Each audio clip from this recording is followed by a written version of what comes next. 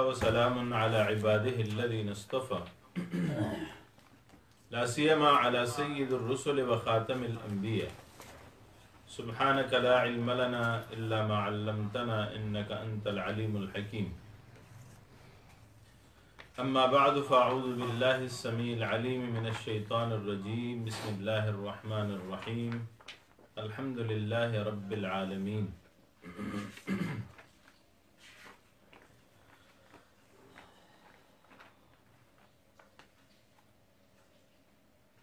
آخری سبق میں ہم نے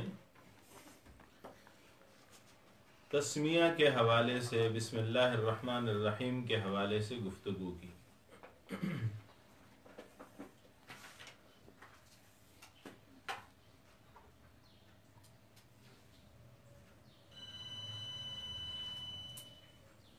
بسم اللہ میں اللہ جل شانہ کے نام کا ذکر ہے، لفظ اللہ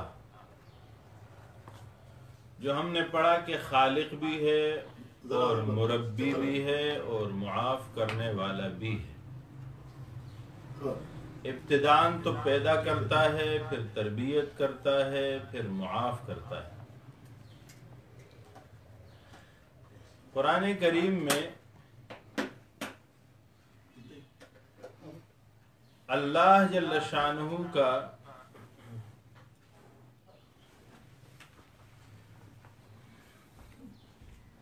نام اور یہ مادہ 2370 بار ذکر ہوا ہے۔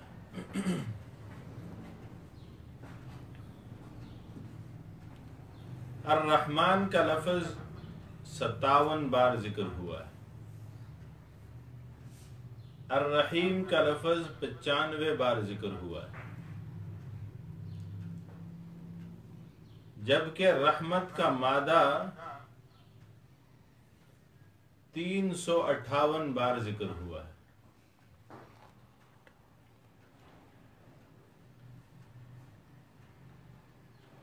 علماء فرماتے ہیں کہ لفظ اللہ کے بعد اللہ کی ذات کے ساتھ 2 صفات کو ذکر کیا گیا ہے، الرحمن اور الرحیم۔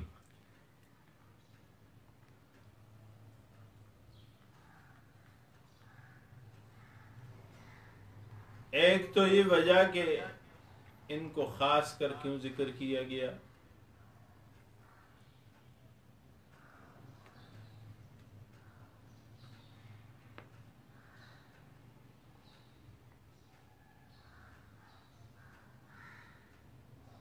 دوسرا یہ کہ الرحمن کو الرحیم سے پہلے کیوں ذکر کیا گیا۔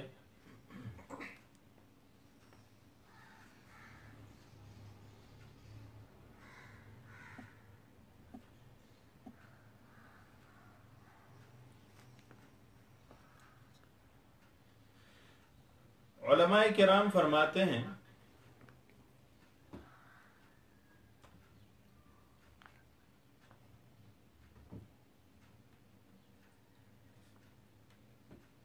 کہ اللہ جل شانہ نے اپنی رحمت کا ذکر کیا الرحمن میں بھی اور الرحیم میں بھی، اور اللہ جل شانہ کی صفت رحمت صفت غضب پہ حاوی ہے۔ عرش پہ لکھا ہوا ہے ان رحمتی سبقت علی غضبی، تو رحمت کا ذکر کیا اور رحمانی صفات میں سے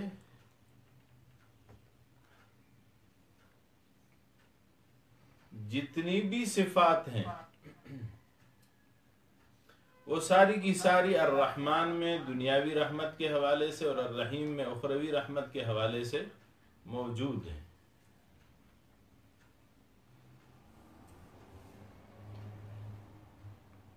تو یہ دونوں نام اللہ جل شانہ کی رحمت کی صفات کے لیے جامع تھے، اس وجہ سے اسے ذکر کیا۔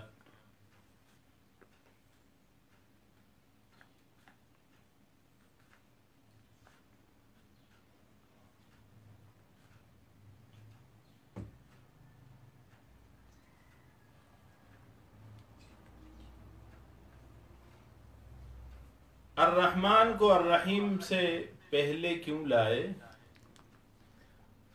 ہم گزشتہ درس میں بھی پڑھ چکے ہیں کہ الرحمن میں دنیاوی رحمت کا ذکر ہے، الرحیم میں اخروی رحمت کا ذکر ہے۔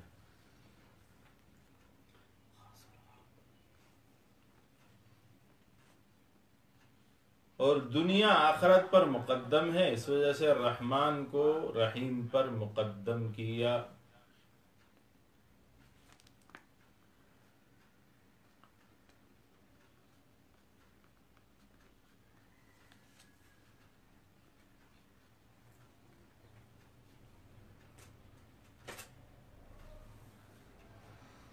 دوسری وجہ یہ بتائی گئی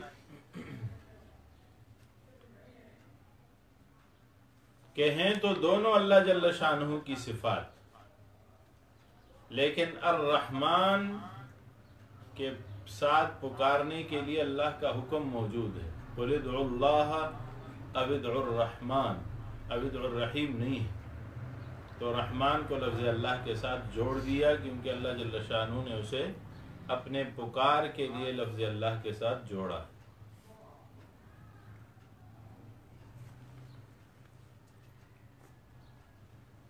طالب علموں کے لیے ایک نکتہ ہے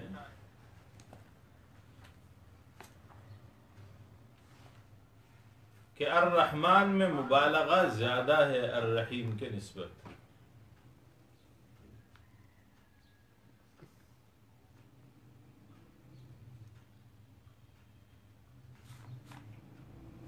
لفظی طور پر الرحمن کے حروف الرحیم سے زیادہ ہیں، اور فرمایا کثرت المبانی تدل علی کثرت المعانی، حروف زیادہ ہوں تو معنی بھی زیادہ ہوتا ہے۔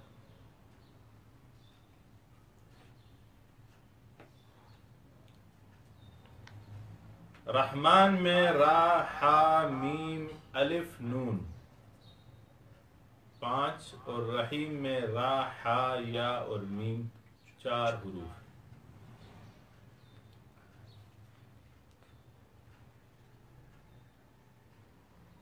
اور دوسرا معنوی مبالغہ اس جہت سے ہے کہ رحمان کفار اور مؤمنین پر دنیا میں رحم کے ساتھ عام ہے، اور رحیم صرف مومنین کے لیے آخرت میں رحم کے ساتھ خاص ہے۔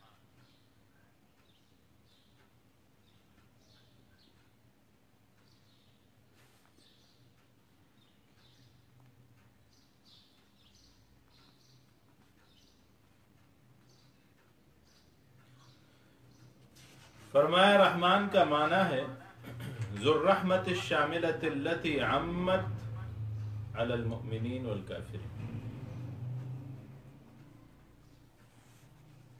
اس ذات کو کہتے ہیں جو رحمت والا ہو، اور ایسی رحمت جو شامل ہو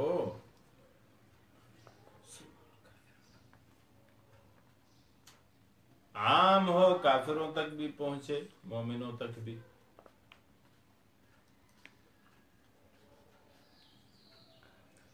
اور رحیم کا معنی ذکر کیا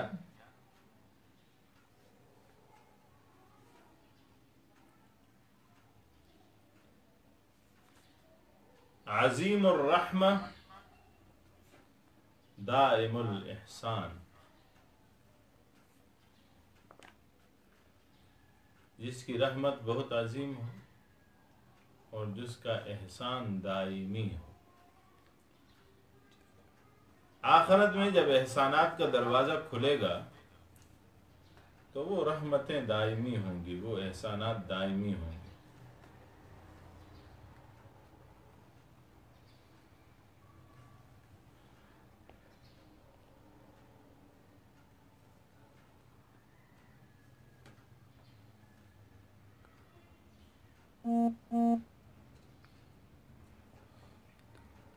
بسم اللہ کے متعلق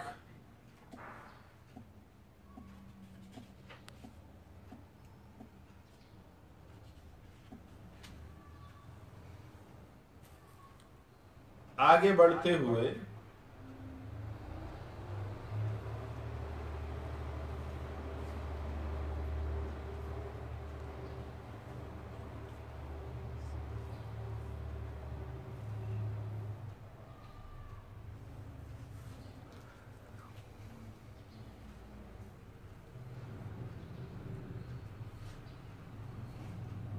یہ ذکر کرنا چاہیں گے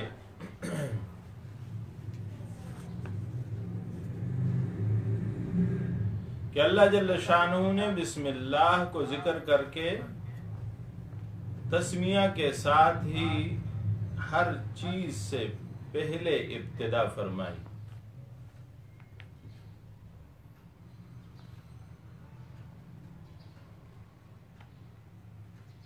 جس میں اشارہ اس بات کا موجود ہے کہ آپ کوئی بھی کام کریں، کوئی بھی امر شروع کریں تو اس میں اللہ جل شانہ سے مدد طلب کر لیا کریں۔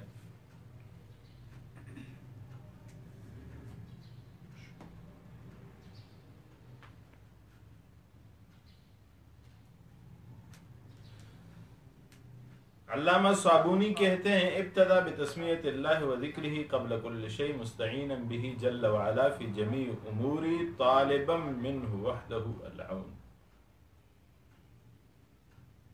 فإنہ اللہ جل شانہ الرب المعبود ذو الفضل والجود، وہ رب ہے، معبود ہے، فضیلت والا ہے، احسان والا، سخاوت والا ہے، واسع الرحمہ کثیر التفضل والاحسان،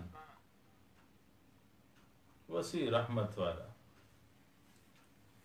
فضل و احسان والا، الذی وسعت رحمتہ کل شیء، جس کی رحمت ہر چیز تک پہنچتی ہے، وعم فضلہ جمیع الانام، تمام مخلوقات تک اس کا فضل عام ہے۔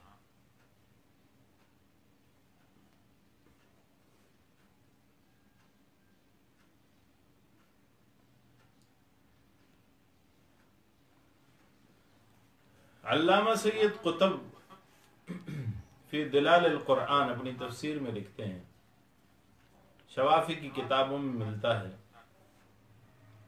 علامہ صابونی نے بھی اسے ذکر کیا ہے، فرمایا افتتح اللہ بهذه الآیہ سورۃ الفاتحہ وکل سورۃ من سور القرآن ما عدا سورۃ التوبہ،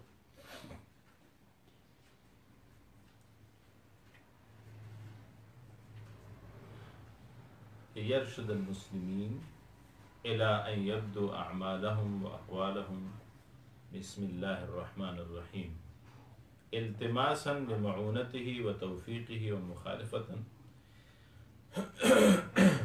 للوثنیین الذین يبدؤون اعمالهم باسماء آلهتهم او طواغیتهم فیقولون باسم اللات او باسم العزى او باسم الشعث او باسم حبل،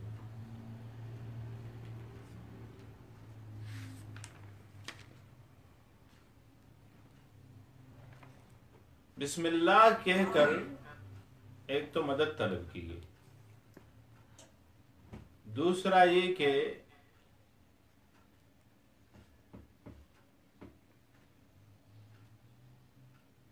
ان بت پرستوں کے عمل کی مخالفت کی گئی،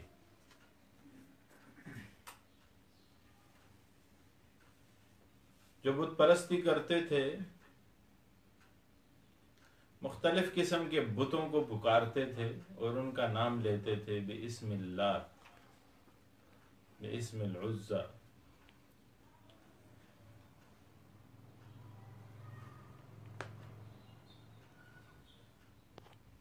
تو گویا ان کا متبادل اللہ جل شانہ نے بتایا کہ باسم اللات مت کہو، باسم العزى مت کہو، بلکہ کہو باسم اللہ، اللہ کے نام سے شروع کرتا ہوں۔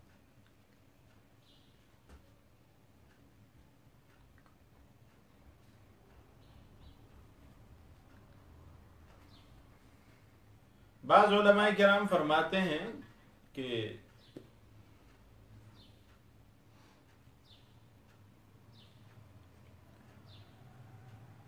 عیسائی بھی اس قسم کے کلمات پہلے پڑھتے تھے، باسم الاب والابن والروح القدس، کہ باپ اور بیٹے اور روح القدس کے نام سے شروع کرتے ہیں، کیونکہ ان کا نظریہ ہے کہ اللہ باپ ہے، عیسیٰ علیہ السلام بیٹا ہے، اور روح القدس ان دونوں کے بیچ میں پیغام لانے لے جانے والا ہے۔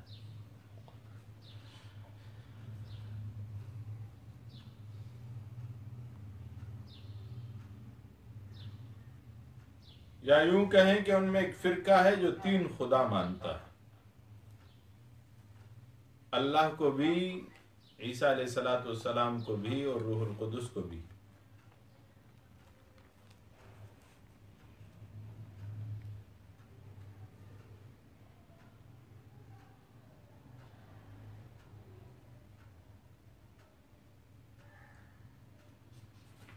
علامہ طبری کہتے ہیں کہ بسم اللہ لانے کا مطلب کیا ہے؟ اللہ جل شانہ اپنے نبی کو تعلیم دے رہے ہیں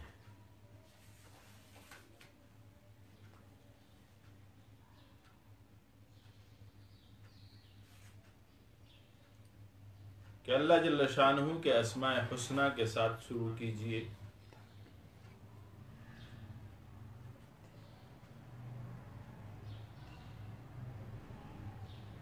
اور اس میں ایک وضاحت اور بھی ضروری ہے کہ بعض لوگ 786 لکھ کر اس سے بسم اللہ مراد لیتے ہیں۔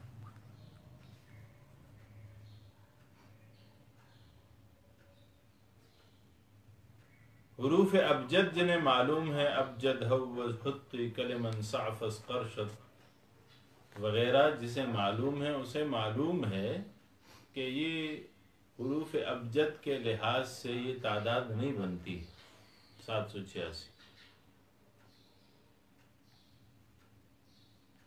یعنی اگر کوئی یہ سمجھے کہ حروف ابجد کے لحاظ سے بسم اللہ ہے تو بھی اس کا حساب صحیح نہیں۔ فرض کریں اس کے علاوہ بھی کوئی عدد نکل آئے اور اس عدد کو استعمال کیا جائے بسم اللہ کی جگہ، تو یہ صحیح نہیں ہوگا، وہ برکتیں حاصل نہیں ہو سکتی جو اللہ کے نام کے لکھنے اور پڑھنے یا سننے کے ساتھ حاصل ہو سکتی ہیں۔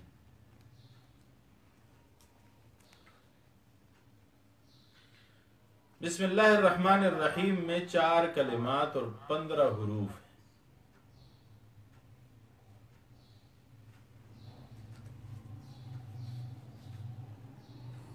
اور بسم اللہ کے حوالے سے جو میں نے ذکر کیا، سید قطب نے، شوافی نے اور دیگر علماء نے کہا ہے کہ بسم اللہ ہر سورت کا حصہ ہے،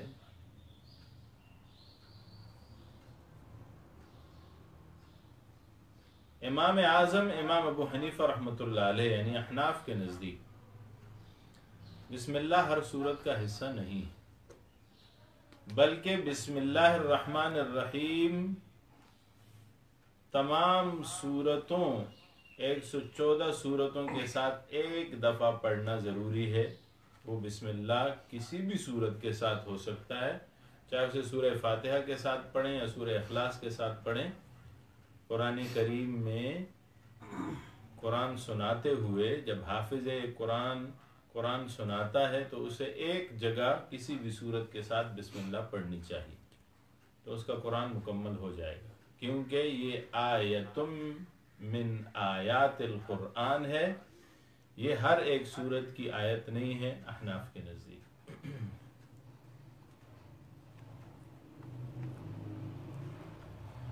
دیگر ائمہ کرام فرماتے ہیں کہ بسم اللہ ہر صورت کا حصہ ہے،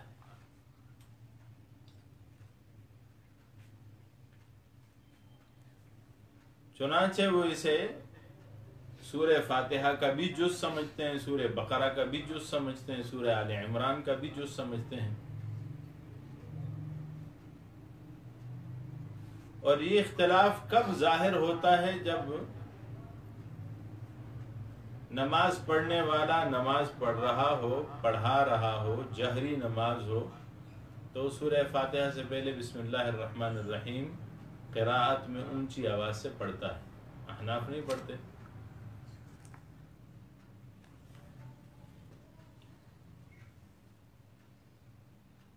ایک قول اس میں یہ ہے کہ سورہ فاتحہ کا حصہ ہے بسم اللہ الرحمن الرحیم، جسے ظلال القرآن نے بھی ذکر کیا،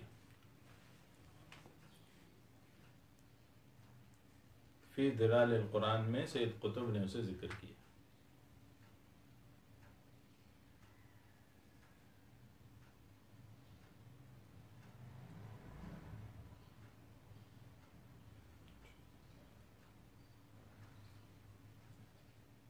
بہتری روایات موجود ہیں اس بات پہ کہ نبی کریم صلی اللہ علیہ وآلہ وسلم، بخاری شریف کی روایت ہے، نبی کریم صلی اللہ علیہ وسلم مسجد تشریف لائے، صحابی کو بلایا، وہ کچھ تاخیر سے آیا تو حضور اکرم صلی اللہ علیہ وآلہ وسلم نے فرمایا کہ تم کیوں تاخیر سے آئے؟ تو فرمایا کہ جی میں نماز میں مشغول تھا۔ فرمایا کیا تم نے اللہ جل شانہ کی طرف سے نازل شدہ وہ آیت نہیں سنی کہ جب پیغمبر بلائے تو اس کی بات کو مانو، یعنی جلدی جاؤ۔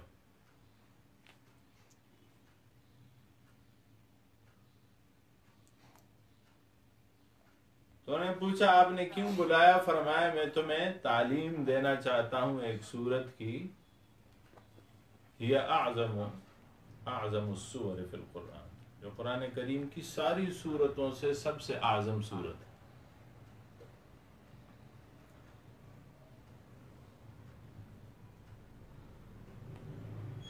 تو انہوں نے کہا بتائیے۔ فرمایا جب میں مسجد سے باہر نکلوں گا اس سے پہلے بتا دوں۔ یعنی حضور صلی اللہ علیہ وسلم نے جتنا مسجد میں بیٹھنا تھا بیٹھے، جب حضور مسجد سے باہر جانے لگے تو صحابی نے یاد دلایا کہ حضور آپ نے بتایا نہیں۔ پھر حضور صلی اللہ علیہ وسلم نے فرمایا ہے سبع المثانی والقرآن العظیم، وہ سورہ فاتحہ ہے۔ اور ایک روایت میں ہے کہ حضور نے فرمایا الحمدللہ رب العالمین الرحمن الرحیم مالک یوم الدین۔ اور بہت سی روایات ہیں جن میں حضور صلی اللہ علیہ وسلم نے سورہ فاتحہ کو الحمدللہ رب العالمین سے شروع کیا۔ ہم کل بھی پڑھ چکے ہیں روایات، اسے دہرانا نہیں چاہتا، کہ اللہ جل شانہ فرماتے ہیں قسمت الصلاۃ بینی و بین عبدی، میں نے نماز کو اپنے اور بندے کے بیچ میں آدھا کر دیا۔ اور پھر اگلا جملہ کیا ہے؟ اذا قال الحمدللہ رب العالمین، جب وہ پڑھتا الحمدللہ رب العالمین، یعنی اگر بسم اللہ سورہ فاتحہ کا حصہ ہوتا تو اس حدیث میں پہلے بسم اللہ کا ذکر ہوتا، اس حدیث میں پہلے بسم اللہ کا ذکر نہیں ہے، سورہ فاتحہ کا ذکر ہے، اور وہ شروع ہوا ہے الحمدللہ رب العالمین سے۔ بہر کیف ان حدیث سے واضح ہوا کہ بسم اللہ الرحمن الرحیم سورہ فاتحہ کا جز نہیں ہے اور نہ ہی ہر سورت کا جز ہے۔ ہمارا کہنا اور ماننا یہ ہے کہ بسم اللہ فصل اور فرق بین السورتین کے لیے لایا گیا ہے، تاکہ معترض کا یہ اعتراض نہ ہو کہ پھر قرآن کریم میں ہر سورت کے ساتھ بسم اللہ کیوں ذکر ہے اگر وہ اس سورت کا حصہ نہیں ہے۔ تو یہ دو سورتوں کے بیچ میں فرق کے لیے لایا گیا ہے۔ اور ابھی ہم نے ایک روایت پڑھی کہ سورہ توبہ کے ساتھ بسم اللہ نہیں ہے، اس کے علاوہ ہر سورت کے ساتھ بسم اللہ لکھی ہوئی، اس وجہ سے کہ سورتوں کی جو ترتیب ہے، سورتوں کے جو نام ہیں وہ بھی توقیفی ہیں، یعنی نبی کریم صلی اللہ علیہ وسلم نے خود بتائے ہیں۔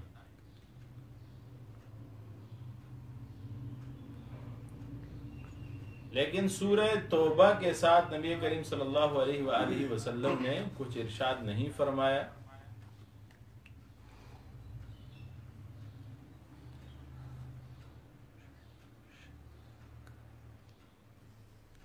جب جمع قرآنی ہو رہا تھا تو اس وقت یہ مسئلہ پیش آیا تو حضرت عثمان رضی اللہ تعالیٰ عنہ نے فرمایا کہ اسے سورہ انفال کے ساتھ جوڑ دیں، یعنی اس کے بعد لکھ دیں، لیکن اس میں بسم اللہ نہ لکھیں۔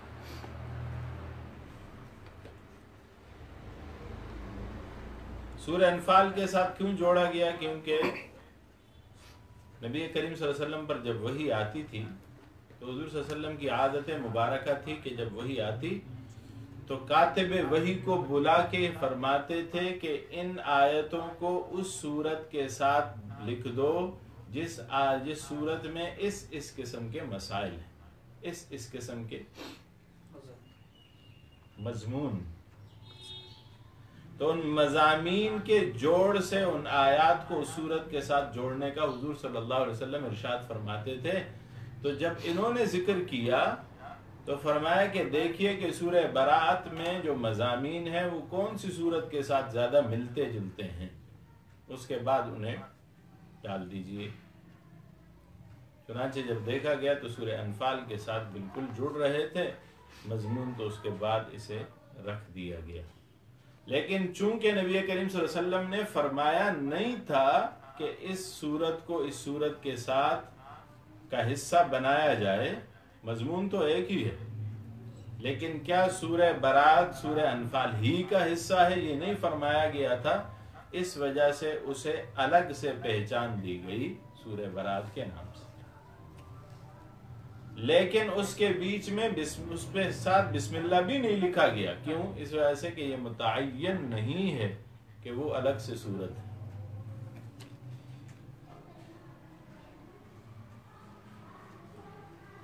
اب علماء کرام فرماتے ہیں سورہ براءت کے حوالے سے جب بسم اللہ کا تذکر آتا ہے تو علماء فرماتے ہیں کہ جب ابتدائے سورت ہو اور ابتدائے تلاوت تو سورہ براءت کے ساتھ بسم اللہ پڑھیں گے،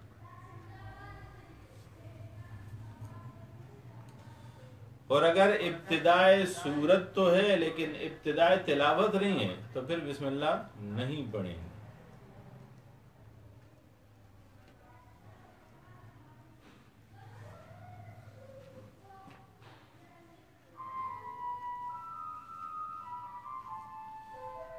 فرمایا بسم اللہ الرحمن الرحیم،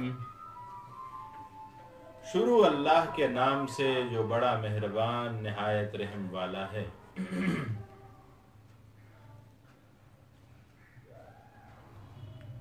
الحمدللہ رب العالمین، تمام تعریفیں اللہ کے لیے۔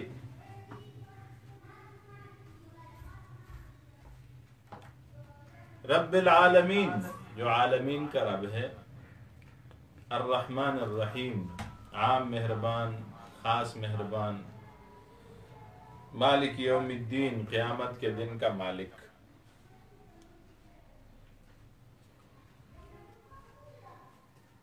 حمد اللہ جل شانہ کی تعریف کو کہتے ہیں۔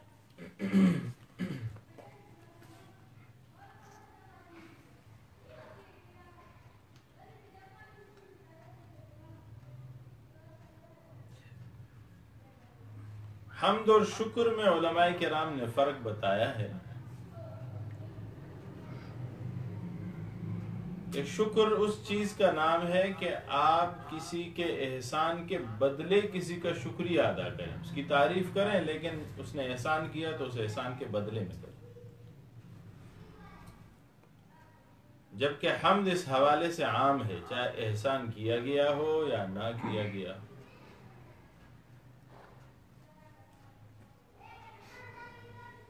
لیکن حمد کیا ہے؟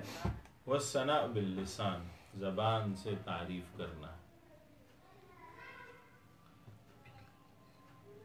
علی الجمیل الاختیاری سواء کان فی مقابل النعمت او لا۔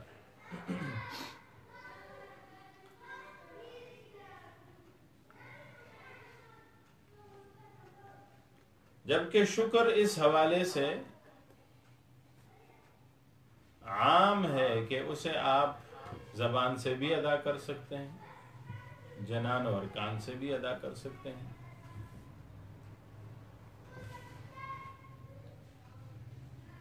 لیکن اس کا نعمت کے مقابلے میں ہونا ضروری ہے۔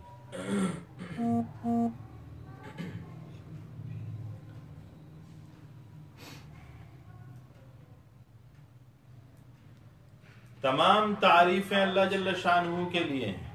الف لام استغراقی ہو الحمد میں تو معنی کریں گے تمام تعریفیں،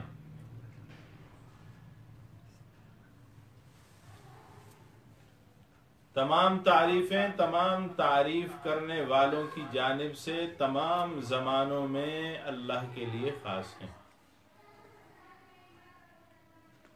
ہر حمد ہر حامد سے ہر زمانے میں اللہ کے لیے خاص۔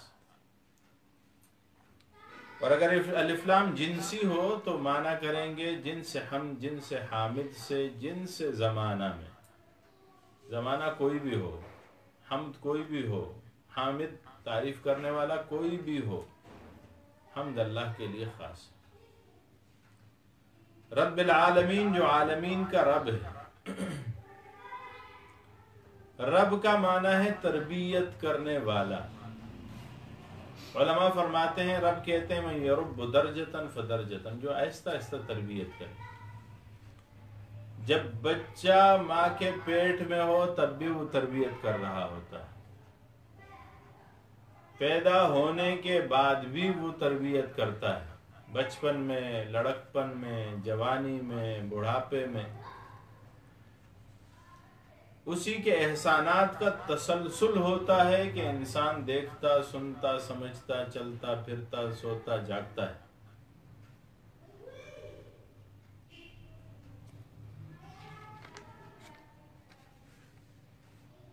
العالمین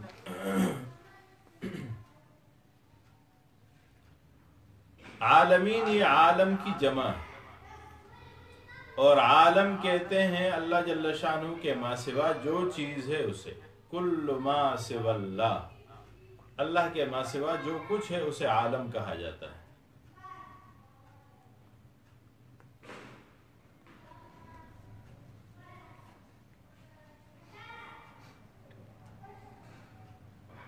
علماء فرماتے ہیں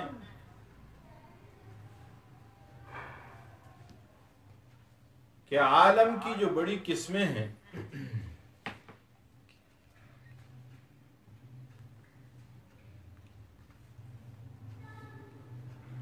ایک قول کے مطابق وہ تین ہیں۔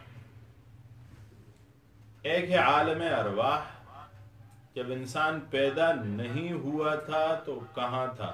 عالم ارواح میں۔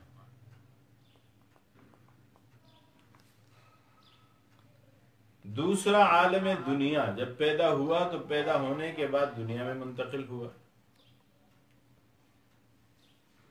تیسرا عالم آخرت،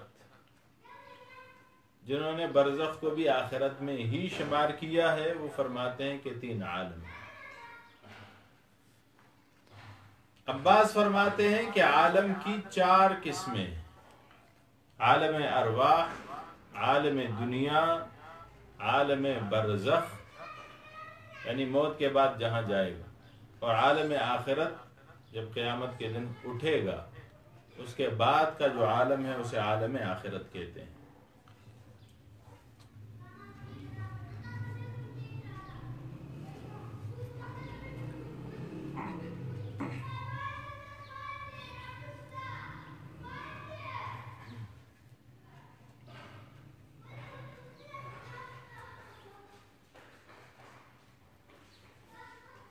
بعض نے عوالم کو ان سے بھی زیادہ بتایا ہے۔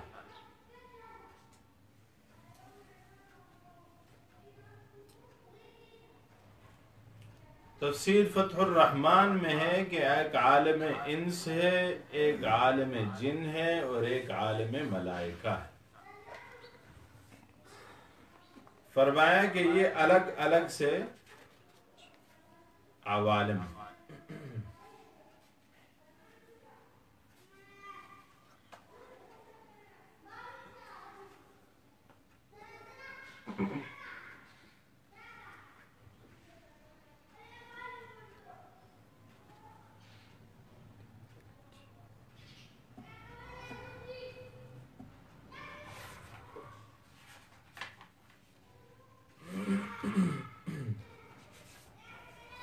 عوالم کی مزید قسمیں بھی ذکر کی گئی ہیں۔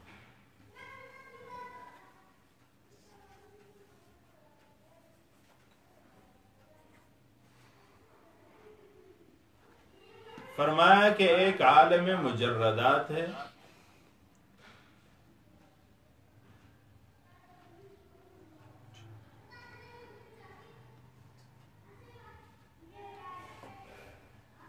عالم جسمانیات ہے،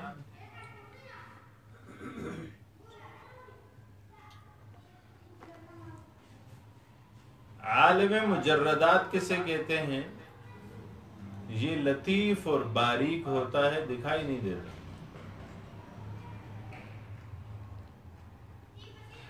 جیسے ملائکہ ہیں اور ارواح، روح ہوتی ہے لیکن دکھائی نہیں دیتی، فرشتہ ہوتا ہے لیکن دکھائی نہیں دیتا۔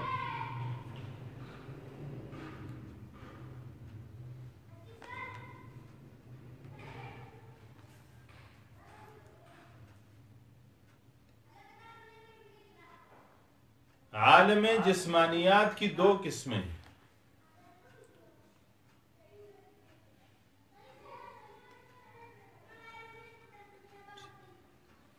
علویات اور سفلیات۔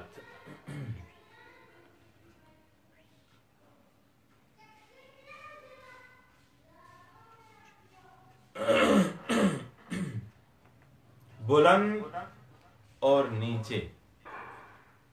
جو بلند ہیں عالم وہ آسمان ہے، آفتاب ہے، ماہتاب ہے اور ستارے ہیں۔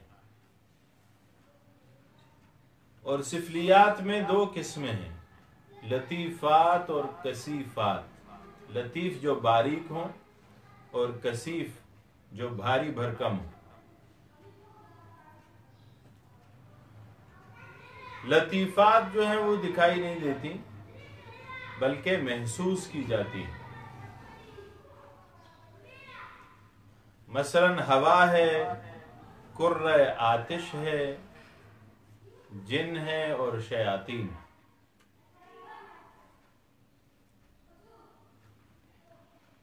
اور عالم کثیفات میں عالم مفردات اور عالم مرکبات، یہ دو قسمیں۔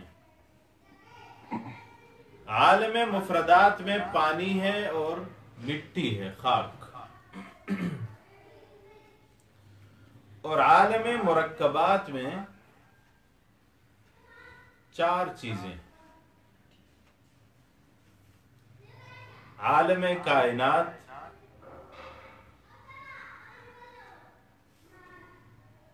زمین سے اوپر ابر ہیں، اولے ہیں، قوس و قزح ہے۔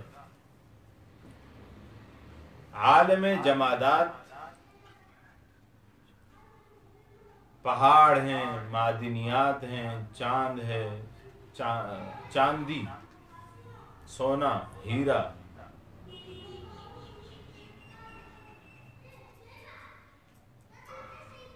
عالم نباتات ہیں،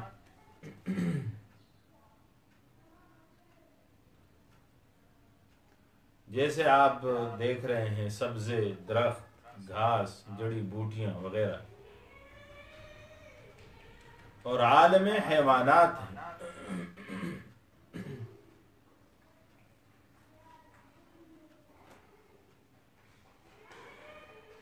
مثلاً انسان ہے، گھوڑا ہے، گدھا ہے، درند پرند چرند جاندار،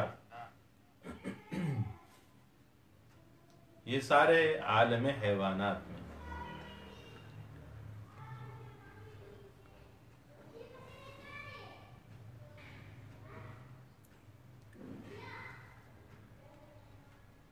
جاندار چیز خواہ بری ہو یا بحری، یعنی خشکی کا ہو یا تری کا، انہیں موالید ثلاثہ کہتے ہیں۔ اور ان میں سب سے افضل جو ہے وہ عالم انسان۔ تو عوالم کی ایک تقسیم اس جہت سے بھی ہے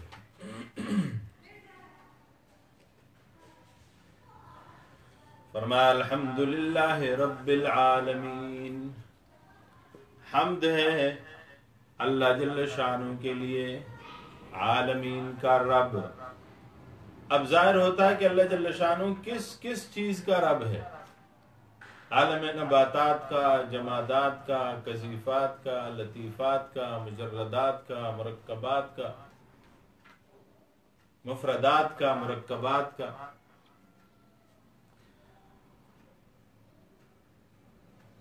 عالم ارواح کا بھی،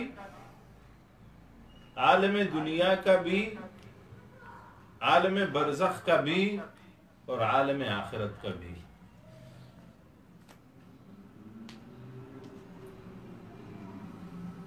اور فتح الرحمن کے بقول عالم انس کا بھی، عالم جن کا بھی، اور عالم ملائکہ کا بھی۔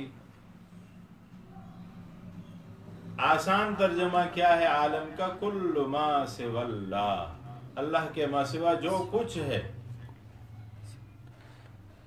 آپ کو آسمان سے زمین تک، مشرق سے مغرب تک، شمال سے جنوب تک، آسمان کے اوپر، زمین کے نیچے، آسمان و زمین کے بیچ میں، اور اس کے علاوہ بھی جہاں کہیں اللہ جل شانہ کی اور کائنات بستی ہے، ان تمام کے تمام کا اللہ رب ہے۔ اور اس کی طرف اشارہ موجود ہے۔ نبی کریم صلی اللہ علیہ وآلہ وسلم کی ایک روایت میں آتا ہے کہ حضور اکرم صلی اللہ علیہ وسلم سمع اللہ لمن حمدہ کے بعد پڑھتے اللہم ربنا لک الحمد حمدا کثیرا طیبا مبارکا فیہ مبارکا علیہ ملء السماوات وملء الارض وملء ما شئت من شیء بعد وملء ما بینہما وملء ما شئت من شیء بعد۔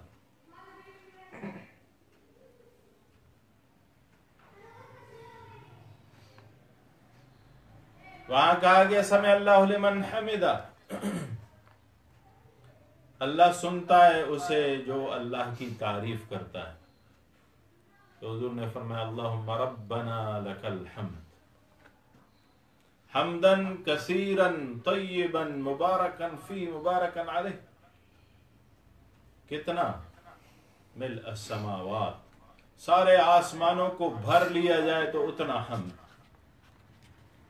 ساری زمینوں کو بھر لیا جائے تو اتنا حمد، ان دونوں کے بیچ میں جو خلا ہے اسے بھر لیا جائے تو اتنا حمد، اور اس کے علاوہ بھی جو جگہ ہے، یعنی معلوم ہوتا ہے آسمان کے اوپر ساتوں آسمانوں کے، ساتوں زمینوں کو بھر لیا جائے تب ان کے بیچ میں بھی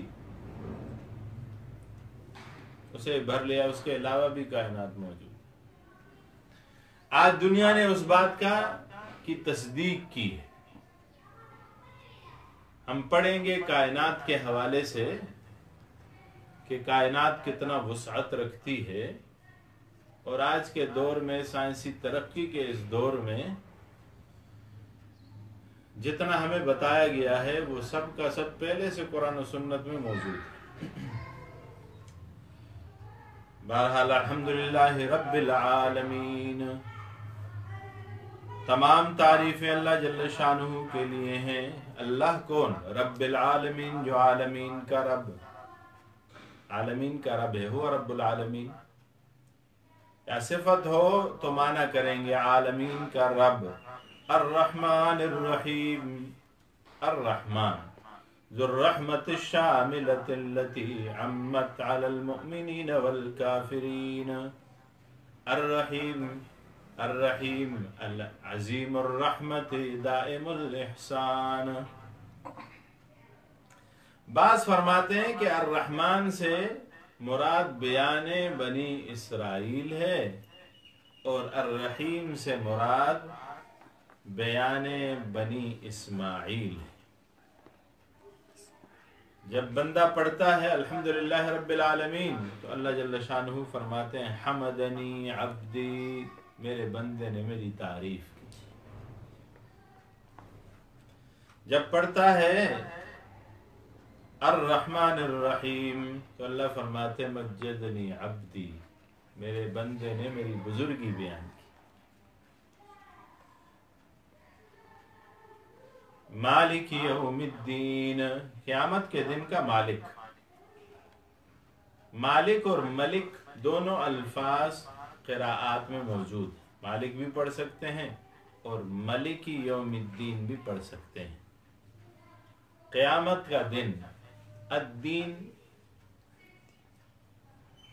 दीन का जो मादा है वो कुरान करीम में 94 बार जिक्र है। क़यामत के दिन का तस्करा हो रहा है और एक एतबार से नफी शिफाअत कहरी भी है कि कोई भी आदमी जबरदस्ती किसी को अल्लाह जल्ल शानु से छुड़ा के क़यामत के दिन नहीं ले जा सकता। हमारी दुनिया में तो आज के इस माहौल में, पाकिस्तान में बात ज्यादा समझ आती है। हमारे एक दोस्त थे, वो कहा करते थे कि पाकिस्तान में कहीं भी कोई आदमी फंस जाए तो वो दो काम कर सकता है।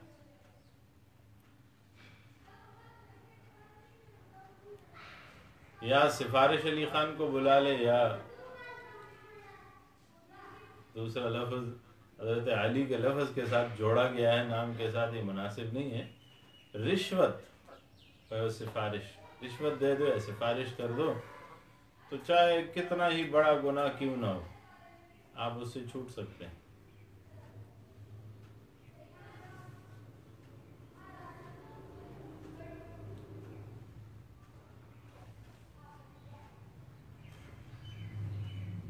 हमारे हिंदू ज़बान में एक मिसाल है कि बाबा आना जित फस्त मादस। बाबा भी चूंकि हमारे लिए मोहतरम है इसलिए उनका नाम नहीं लिया कि उनसे क्या मुराद।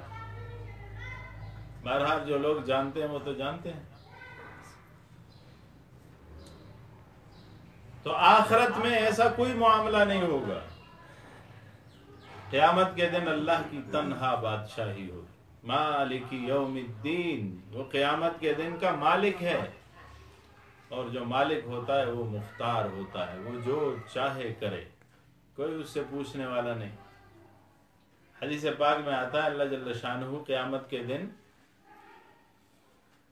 7 आसमानों को दाएं हाथ पे और 7 जमीनों को बाएं हाथ पे उठाएंगे, यूं सुम्मा यहुज़्ज़ुहुन्ना, फिर उन्हें झटका देंगे, फिर फरमाएंगे ऐनल जब्बारून ऐनल मुतकब्बिरून, तुम में जो बड़े बड़े जाबिर थे, सरकश थे, वो कहाँ हैं? सामने आओ, कोई बोलने वाला नहीं होगा, खामोशी छाई हुई होगी, सुकूत छाया हुआ होगा। वहां वक्त के सारे फिरौन खड़े होंगे, सारे नमरूद और सारे शद्दाद और सारे कारून मौजूद होंगे, लेकिन कोई बोल नहीं सकेगा, खामोशी छाई हुई होगी। अल्लाह फरमाएंगे लिमनिल मुल्कुल यौम, आज के दिन बताओ बादशाही किसकी है? लिल्लाहिल वाहिदिल क़ह्हार, जवाब नहीं आएगा, अल्लाह जल्ल शानु खुद ही जवाब देंगे। और इस जवाब से भी अल्लाह जल्ल शानु का गुस्सा टपक रहा होगा। बाहर के मालिक यौमिद्दीन, अल्लाह क़यामत के दिन का मालिक है। जब बंदा ये पढ़ता है मालिक यौमिद्दीन तो अल्लाह फरमाते हैं अस्ना अलैया अब्दी, मेरे बंदे ने मेरी सना पढ़ी।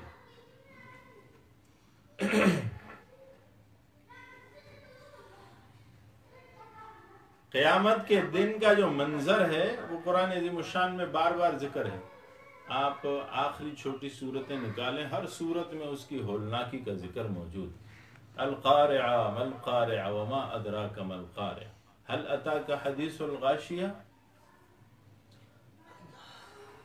अल हाक़्क़ा मल हाक़्क़ा वमा अदराका मल हाक़्क़ा। क़यामत का तज़किरा बड़ी होलनाकी के साथ अल्लाह जल्ल शानु फरमाता है।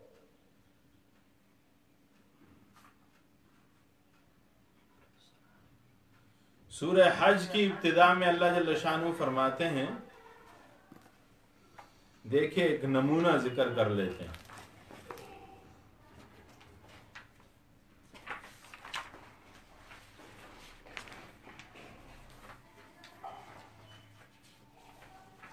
फरमाया अय्युहन्नासु इत्तक़ू रब्बकुम इन्न ज़लज़लत अस्साअति शैउन अज़ीम।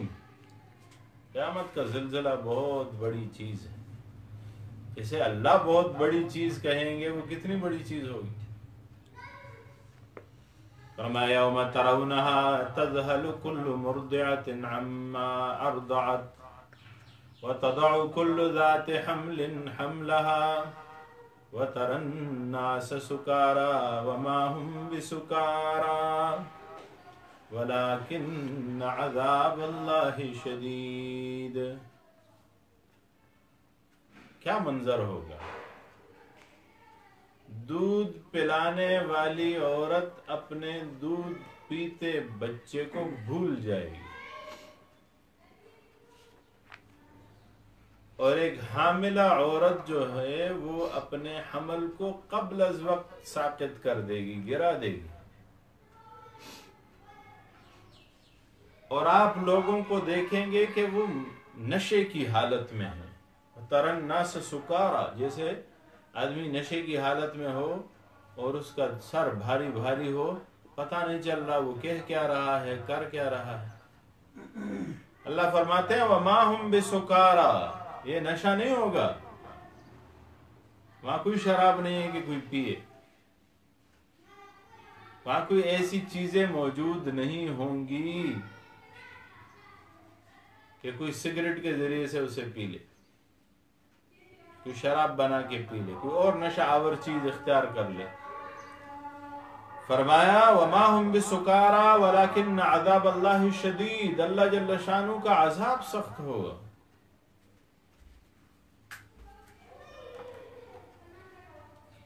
तो ये है क़यामत का दिन, अल्लाह जल्ल शानु जिससे डराते हैं। वत्तक़ू यौमन तुरजऊन फ़ीहि इलल्लाह, फरमाया उस दिन से डरो जिस दिन तुम अल्लाह जल्ल शानु की तरफ लौटाए जाओगे।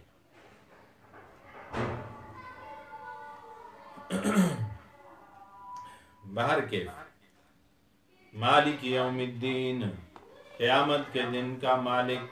इय्याका नअबुदु व इय्याका नस्तईन, हम आप ही की इबादत करते हैं और करते रहेंगे। व इय्याका नस्तईन, हम आप ही से मदद चाहते हैं और चाहते रहेंगे। इय्याका नअबुदु असल में इबारत है नअबुदु इय्याका। अरबी कवायद में फ़ेल पहले आता है, फिर फ़ाइल आता है, फिर मफ़ऊल आता है। यानी पहले कोई काम,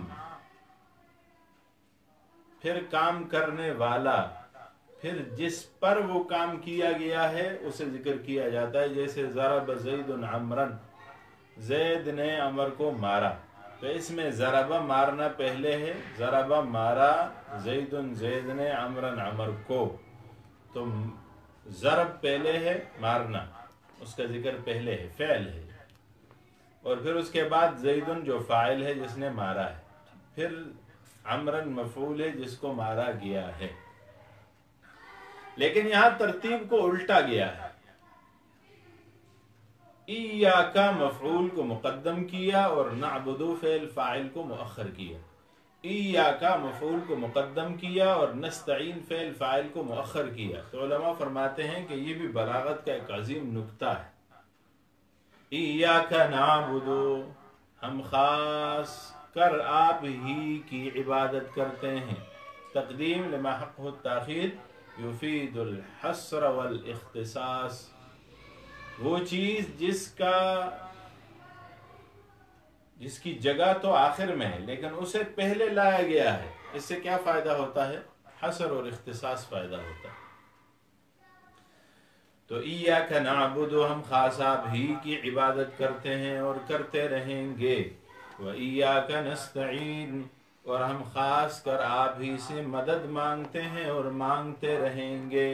एक नुक्ता और भी है, यहाँ इल्तिफात मिनल गीबत इलल खिताब हुआ। देखिए पहले अल्लाह जल्ल शानहू क्या जिक्र यूं हो रहा था जैसे गायब का जिक्र होता है। ज़ैद बहुत अच्छा आदमी है, ज़ैद बहुत करम वाला है, ज़ैद बहुत सखी है। ज़ैद नहीं, यानी ज़ैद के बारे में गुफ्तगू हो रही है गायबाना। پھر حاضرانہ اس کے ساتھ مکالمہ ہوتا ہے کہ زید میں تیرا تابعدار، خطاب شروع ہو گیا۔ اللہ جل شانہ کے تذکرہ ہوا، الحمدللہ رب العالمین، تمام تعریفیں اللہ کے لیے ہیں، عالمین کا رب، رحمان رحیم، قیامت کے دن کا مالک۔ اب فرمایا ایاک نعبد، اے اللہ ہم آپ ہی کی عبادت کرتے ہیں اور کرتے رہیں گے، وَإِيَّاكَ نَسْتَعِينُ، اور ہم خاص آپ ہی سے مدد چاہتے ہیں اور چاہتے رہیں گے۔ اهْدِنَا الصِّرَاطَ الْمُسْتَقِيمَ، اے اللہ ہمیں سیدھی راہ دکھائیے، سیدھی راہ چلائیے۔ علماء کرام نے دو معنی کیے، ایک معنی ہے اراۃ الطریق کا اور ایک معنی ہے ایصال الی المطلوب کا۔ اراۃ الطریق کا معنی کیا ہے؟ مثلا کوئی آدمی آئے اور اڈے میں، ہمارے اڈے میں کسی سے پوچھے کہ تعلیم القرآن مدرسہ کہاں ہے، وہاں کوئی بھلا آدمی انہیں یہ کہہ دے کہ یوں جاؤ پھر یوں جاؤ پھر یوں جاؤ، سیدھے پہنچ جاؤ گے مدرسے کے پاس، یعنی اسے بتا دے، الفاظ سے بتا دے، اسے کہتے ہیں اراۃ الطریق، رستہ دکھانا۔ دوسرا وہ بھلا آدمی ہوگا جو اسے کہے گا کہ تو مسافر ہے، تجھے کیا تکلیف دینی، آؤ، اسے اپنے ساتھ چلا کے لائے اور مدرسے کے دروازے پہ کھڑا کر کے کہے یہ تعلیم القرآن مدرسہ ہے۔ اسے کہتے ہیں ایصال الی المطلوب، مطلوب تک پہنچانا۔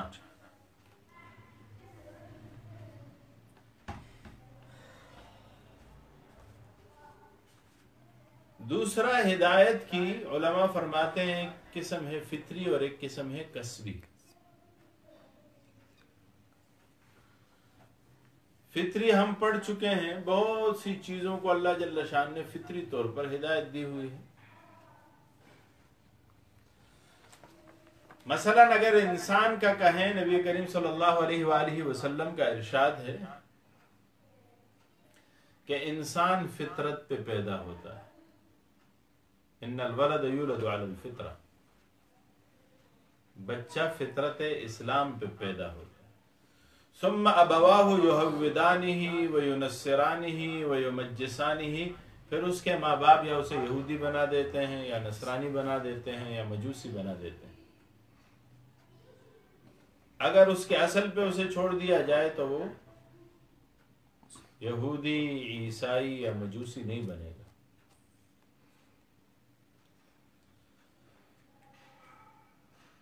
اسی طرح فطرت میں ہر چیز میں جو رحم ہے، کرم ہے، مہربانی ہے، اولاد سے محبت ہے، حیوانات میں، ہر چیز میں فطرتاً یہ موجود ہے۔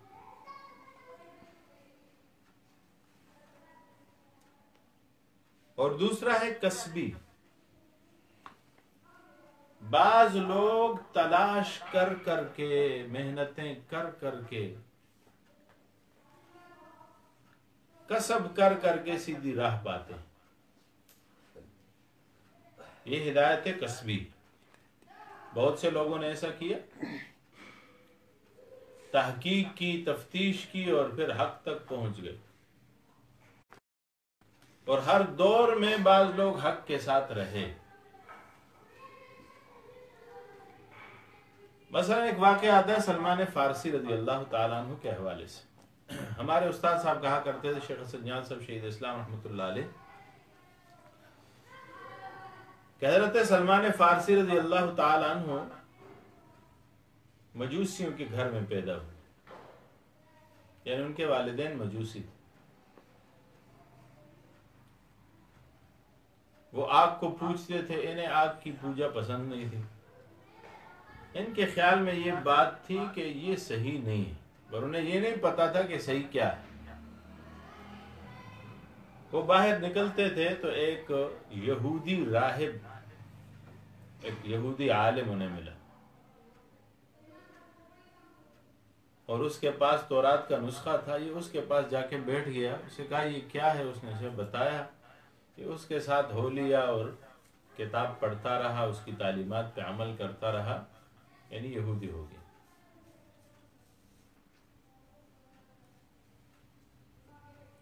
استاد صاحب کہتے ہیں کچھ عرصہ بعد وہ وفات پانے لگا۔ جب اس کے قریب المرگ ہوا تو حضرت سلمان فارسی نے ان سے پوچھا کہ صاحب آپ تو جا رہے ہیں، اللہ آپ کو خیر سے لے جائے، لیکن مجھے کچھ نصیحت کر جائیں، میں کہاں جاؤں؟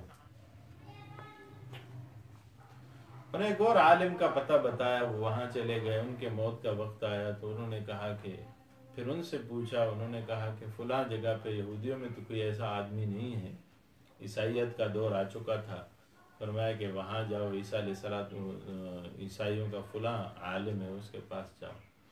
فرمایا اس کے پاس چلے گئے تو اس کے پاس رہے کچھ عرصہ، دین عیسائیت اختیار کر لیا، پھر وہ وفات پانے لگے۔ ایک قول ہے کہ انہوں نے ایک اور کے پاس بھیجا،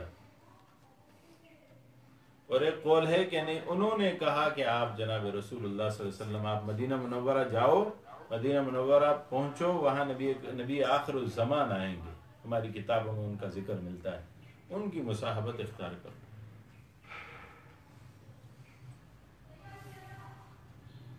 تو سلمان فارسی رضی اللہ تعالیٰ عنہ وہاں سے چلے، اور یہودی تاجروں کے ہتھے چڑھ گئے، آزاد تھے۔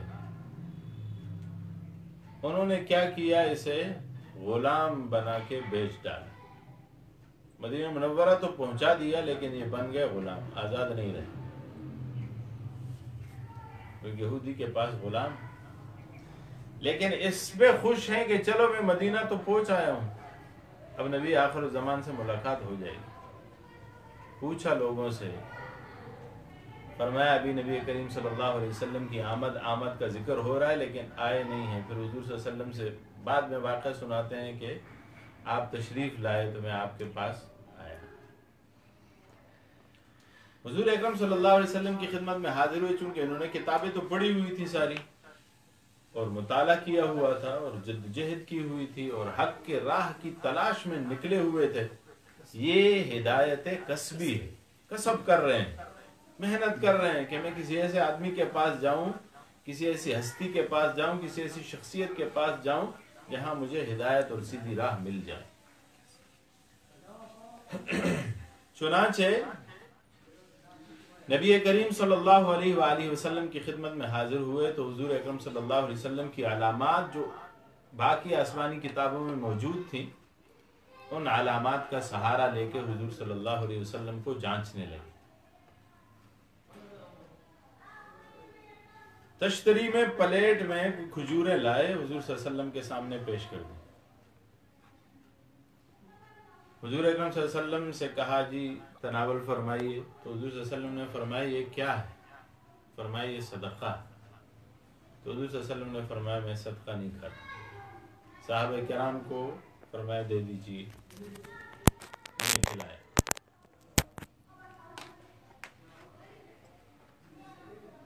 اگلے دن واپس گئے اس دن، اور اگلے دن پھر آئے اور پھر ایک پلیٹ میں لائے کھجوریں۔ فرمایا حضرت جی کیا ہے؟ فرمایا یہ ہدیہ ہے، ہدیہ ہے۔ تو حضور صلی اللہ علیہ وسلم نے صحابہ کرام کو فرمایا قریب ہو جاؤ، اور اسے کہا تم بھی قریب ہو جاؤ، اور سب نے کھایا، حضور نے بھی کھایا۔ دو علامتیں پوری ہو گئیں۔ اس کے کتاب میں لکھا ہوا تھا کہ پیغمبر صدقہ نہیں کھائے گا، ہدیہ کھائے گا، اور تیسری علامت کہ اس کے پشت پر ختم نبوت کی مہر ہو۔ تب اس نے حضور صلی اللہ علیہ وآلہ وسلم سے کہا کہ اللہ کے محبوب پیغمبر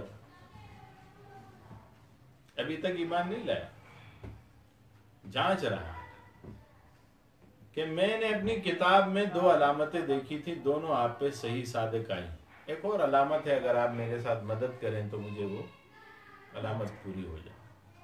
فرمایا کیا ہے؟ کہا کہ آپ مجھے اپنا پشت مبارک دکھائیے۔ تو حضور صلی اللہ علیہ وسلم نے دکھایا تو اس پہ مہر نبوت لگی ہوئی تھی۔ تو سلمان فارسی سامنے آیا اور فرمایا کہ میں آپ پر ایمان لے آیا، اور مجھے کلمہ شہادت پڑھائی۔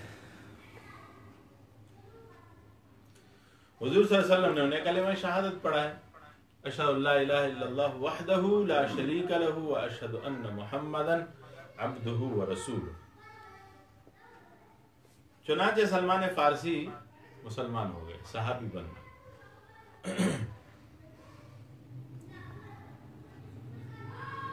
اب جب ان کے مالک کو پتہ چلا تو بڑا ظالم تھا، یہودی تھا، تو اس نے ان کے ساتھ زیادتی کرنا شروع کر دی۔ اچھا تو مسلمان ہو گیا، تو حضور صلی اللہ علیہ وسلم کے پاس جاتا ہے، اس سے کے پاس بیٹھتا ہے، وہ ہماری کتابوں کا انکار کر رہا ہے، ہمارے دین کو منسوخ کہہ رہا ہے، تم اس کی بات کو مانتے جا رہے ہو۔ اس نے کہا وہ حق پیغمبر ہے، سچ پیغمبر ہے۔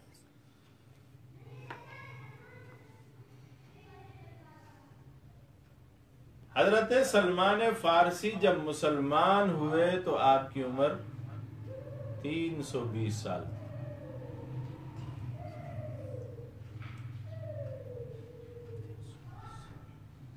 320 سال میں انہوں نے کتنے کتنے لوگوں سے ملاقاتیں کی، اور بوڑھے ضعیف ہو چکے ہیں۔ اس کے بعد انہوں نے قرآن پڑھا ہے۔ آج لوگ جو 20-30 سال کے ہو جاتے ہیں کہتے ہیں ہمارا ٹائم نکل گیا ہے، ہم کیا قرآن پڑھیں گے؟ جو پڑھتا ہے اس کا ٹائم کبھی نہیں نکلتا، اور جب جو نہیں پڑھتا اس کا ٹائم آتا ہی نہیں، اس کا ٹائم آتا نہیں ہے تو نکلے کہاں سے؟ قرآن پڑھنے کے لیے کوئی ٹائم نہیں ہے۔ اللہ فرماتے ہیں کہ ہم نے قرآن کو تمہارے لیے آسان بنایا۔ وَلَقَدْ يَسَّرْنَا الْقُرْآنَ لِلذِّكْرِ فَهَلْ مِن مُدَّكِرٍ۔ کوئی ہے نصیحت پکڑنے والا؟ ہم نے تو اسے بہت آسان بنایا ہے۔ خیر، تو حضرت سلمان فارسی رضی اللہ تعالی عنہ پہ تکالیف آنے لگی، تو اب ممانعت ہو گئی، حضور صلی اللہ علیہ وسلم کے ساتھ ملاقات زیادہ نہیں کر سکتے تھے، مالک سختی کرتا تھا، تکلیف پہنچاتا تھا، مارتا پیٹتا تھا، اور زیادہ مشقت کا کام لیتا تھا سلمان فارسی رضی اللہ تعالیٰ عنہ سے۔ تو سلمان فارسی جب کچھ عرصے بعد نبی کریم صلی اللہ علیہ وسلم کی خدمت میں حاضر ہوتے تو زیادہ تر روتے تھے، اور خدمت اقدس میں شکایت کرتے تھے کہ ایسا ہے۔ نبی کریم صلی اللہ علیہ وسلم نے فرمایا کہ آپ اپنے مالک سے بات کرو کہ اگر وہ آپ کو آزاد کرنا چاہے اور اس کے بدلے میں کچھ رقم یا پیسے لینا چاہے تو ہم یہ پیسے دینے کے لیے تیار ہیں۔ تو اس نے جا کے اپنے مالک سے بات کی، لیکن مالک نہیں مانا، اور اس نے اقرار نہیں کیا، انکار نہیں کیا، خاموشی اختیار کی۔ اس نے پھر کہا تو اس نے ایک ایسی شرط رکھ دی کہ اسے علم تھا کہ یہ شرط نہ پوری ہوگی نہ یہ آزاد ہوگا۔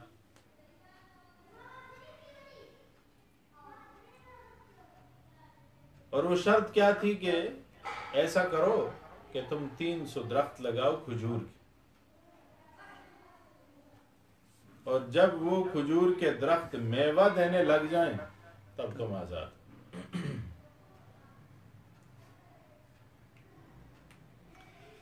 نبی کریم صلی اللہ علیہ وآلہ وسلم کے معجزات میں اس کا ذکر ہے، بلکہ اس سے بڑھ کر ایک واقعہ میں آپ کے سامنے رکھوں گا، وہ بھی کھجور کے درخت کے حوالے سے ہی۔ سلمان فارسی رضی اللہ تعالی عنہ نے جب یہ شرط سنی تو رو پڑے، پھر آئے حضور صلی اللہ علیہ وسلم کے پاس اور کہا کہ حضور وہ نہیں مانتا۔ اس نے کیا کہا؟ فرمایا حضور وہ نہیں مانتا، وہ ایسی شرطیں لگا رہا ہے جو ممکن ہی نہیں۔ فرمایا پھر بھی مجھے بتاؤ۔ میں نے کہا کہ وہ اس طرح کہہ رہا ہے کہ 300 کھجور کے درخت لگاؤ، بیج بو، ایک روایت میں غالباً 100 ہے،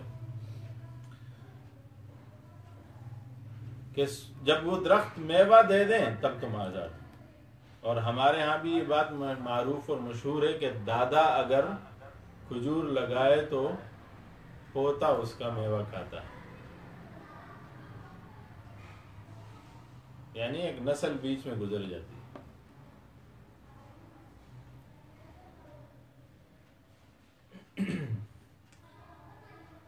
لیکن حضور صلی اللہ علیہ وسلم نے فرمایا کہ کوئی بات نہیں، تم ایسا کرو، بیج کا بندوبست کرو، ہم آئیں گے انشاءاللہ اور لگائیں گے وہاں۔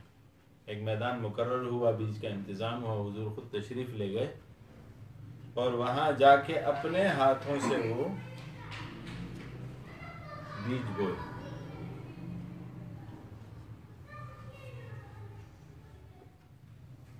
ایک سال جب گزر گیا تو وہ بیج پودا اور پھر درخت بن گئے، اور پھر انہوں نے اسی سال میں میوہ بھی دیا۔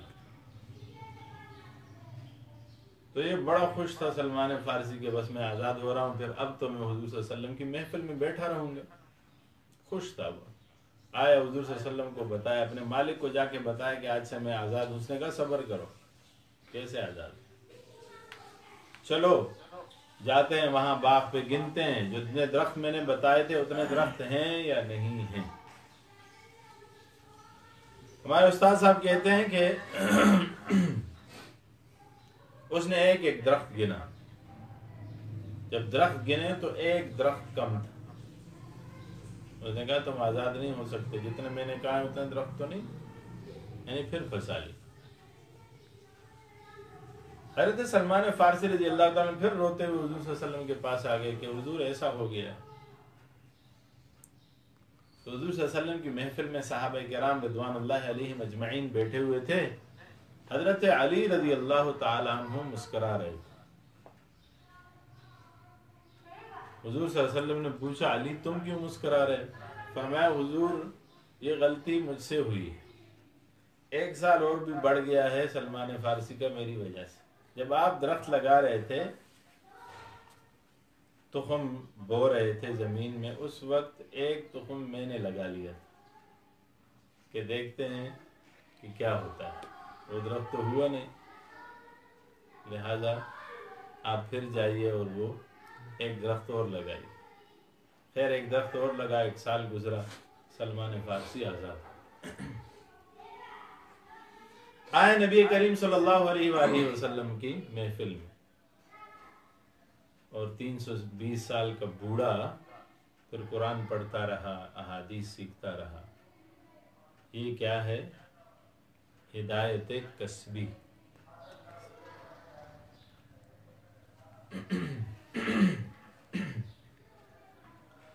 بعد میں ذکر ہے، چونکہ فارس کے تھے، فرمایا کرتے آفاقہا گردیدم عمر بسا وردیدم بسیار خوبا دیدم لیکن تو چیز دیگری۔ امام الانبیاء شافع روز جزا محبوب کبریا جناب محمد مصطفیٰ صلی اللہ علیہ وآلہ وسلم سے کہتے آفاقہا، میں نے سارا جہان دیکھا ہے، مشرق سے مغرب، شمال سے جنوب تک۔ بسیار عمر بسا ورزیدام، کتنی زندگی گزار دی، 300 سال تھوڑی زندگی تھوڑی۔ بسیار خوبا دیدم، بہت خوبصورت خوبصورت لوگ میں نے دیکھے ہیں، بہت اچھے اچھے لوگ دیکھے ہیں، بڑے بڑے عالم دیکھے ہیں۔ بسیار خوبا دیدم لیکن تو چیز دیگری، تو کوئی عجیب چیز ہے، تیری طرح کسی کو نہیں دیکھا، کسی کو نہیں پایا۔ اسی وجہ سے تو کہتے ہیں نا حضرت حسان بن ثابت وَأَحْسَنُ مِنْكَ لَمْ تَرَ قَطُّ عَيْنِي وَأَجْمَلُ مِنْكَ لَمْ تَلِدِ النِّسَاءُ وَأَحْسَنُ مِنْكَ، تم سے بہترین تو میری آنکھ نے نہیں دیکھا، کسی عورت نے تمہاری طرح خوبصورت و جمیل بچہ پیدا ہی نہیں کیا، جنا ہی نہیں ہے، تو کیسے کوئی دیکھے؟ خلقت مبرأ من کل عیب، آپ کو ہر عیب سے پاک پیدا کیا گیا، کأنک قد خلقت کما تشاء، گویا کہ آپ کو ایسا پیدا کیا گیا جس طرح آپ چاہتے تھے۔ آج کا نوجوان جب کھڑا ہوتا ہے نا اس کے سامنے قد آدم آئینہ کے سامنے، یعنی اس کی پوری شکل اور قد اور سارا بدن اس میں دکھائی دے رہا ہوتا ہے، اس کے سامنے کھڑے ہو کر اپنے آپ کو دیکھتا ہے تو کہتا ہے میں یوں ہوتا تو یوں ہونا چاہیے تھا، ادھر سے یوں ہونا چاہیے تھا، پھر بڑا پرفیکٹ ہوتا۔ تو حضرت حسان بن ثابت کہتے ہیں کہ اللہ کے محبوب پیغمبر آپ کو ایسے بنایا گیا گویا کہ آپ کسی آئینے کے سامنے کھڑے ہیں۔ تخیل میں چلے جائیے شاعر کے، گویا کسی آئینے کے سامنے کھڑے ہیں اور آپ کہتے ہیں میری پلکیں یوں ہونی چاہیے تھیں، اللہ نے اس طرح بنایا، آنکھیں یوں ہونی چاہیے تھی، اللہ نے اس طرح بنا دی، سر یوں ہونا چاہیے تھا، اللہ نے اس طرح بنا دی، قد اتنا ہونا چاہیے تھا، اللہ نے اس طرح بنا دی۔ نبی کریم صلی اللہ علیہ وسلم کے معجزات میں سلمان فارسی کے جس معجزے کا ذکر ہے اس کے ساتھ ایک اور معجزہ بھی ملتا ہے۔ ایک شرارتی یہودی تھا،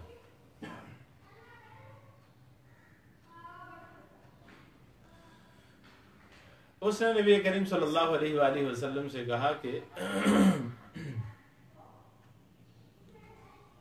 آپ کی بات میں مان لوں گا اگر آپ رات کو تخم لگائیں اور صبح کو درخت میوہ دے دیں۔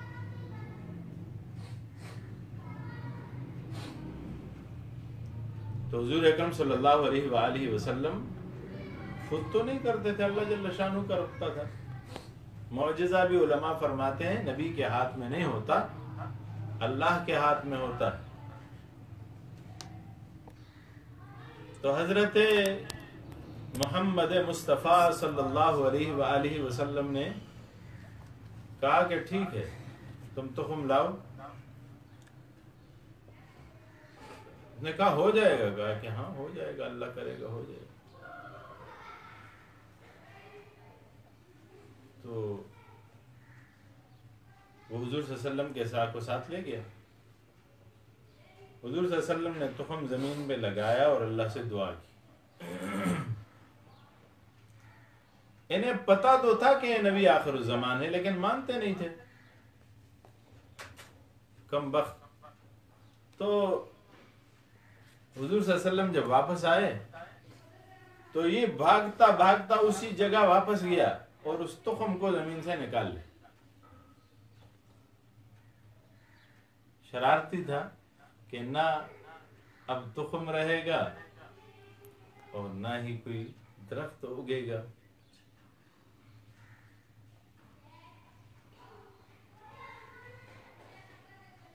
اس طرح مقولہ ہے نا کہ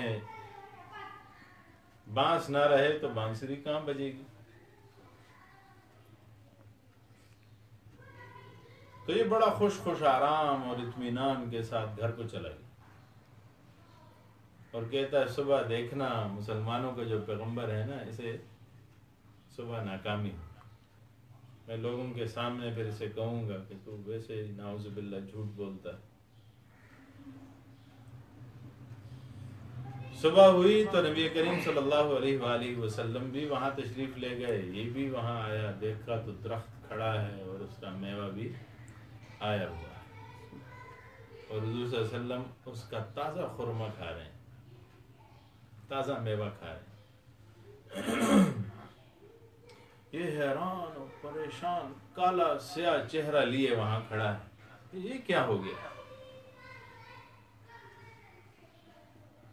حضور صلی اللہ علیہ وسلم سے پوچھنے لگا کہ یہ تو میں مان گیا ہوں کہ آپ اللہ کے پیغمبر ہیں، لیکن مجھے یہ بتائیے کہ آپ نے کیا کیسے؟ وہ جو تخم تھا وہ تو میں لے گیا تھا، تخم ہی نہیں تھا تو درخت کیسے ہوا؟ تو حضور اکرم صلی اللہ علیہ وسلم نے فرمایا کہ یہ اللہ نے کیا، اور مجھے اللہ جل شانہ نے رات کو ہی وحی کے ذریعے بتا دیا تھا کہ تو نے رات کو تخم نکال لیا تھا، تو نے تخم نکال لیا تھا، میں صبح پھر بھی آیا کیونکہ میں نے جس سے سوال کیا تھا وہ کسی تخم کا محتاج نہیں ہے۔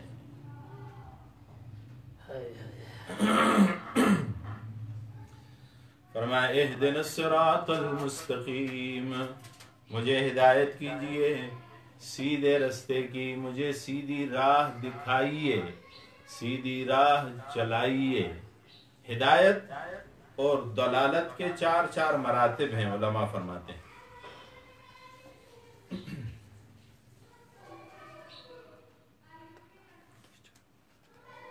گمراہی کے بھی 4 مراتب اور ہدایت کے بھی 4 مراتب۔ گمراہی کسی جگہ سے شروع ہوتی ہے اور ہدایت کے سفر کا آغاز بھی کسی جگہ سے ہوتا ہے۔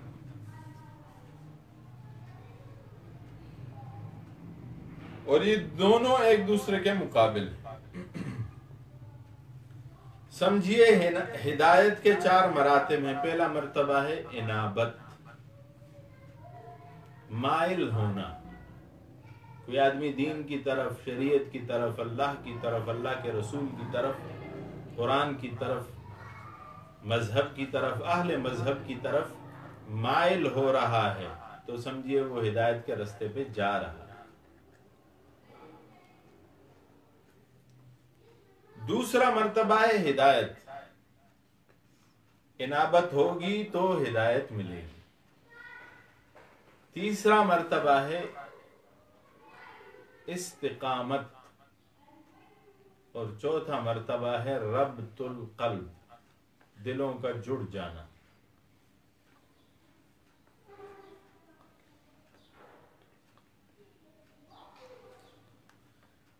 ان سب کا ذکر موجود ہے۔